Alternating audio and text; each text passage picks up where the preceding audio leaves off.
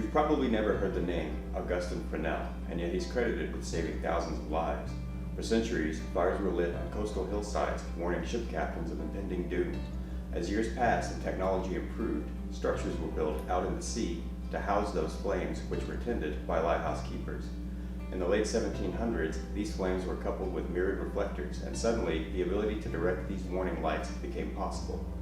Yet even with this new ability, the power of the mirrored light was no match for the violent storms that brew on the sea, and their warning signal would quickly be lost as these storms would erupt.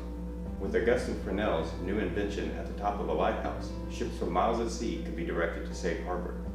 The growth in lighthouse effectiveness can offer a picture of the way God's direction is realized in our lives. When we first begin to listen for God's voice, it can seem distant and faint.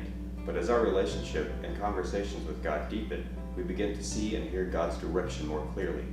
That direction becomes the rock on which we find firm footing. Today is the fourth day in our week of prayer and fasting. As you make time for prayer today, would you dedicate specific energy to listen and ask for God's direction? Maybe you and God are regularly in tune, and your prayer is simply one of thanksgiving and of seeking continued direction. But maybe you find yourself like a ship on the sea, tossed about by a raging storm. For fear of being smashed against the rocks, you are desperately seeking that light that pierces the dark and leads you to safe harbor. May you hold today to the truth that the Lord is your light and your salvation. Whom shall you fear? The Lord is the stronghold of your life. Of whom shall you be afraid?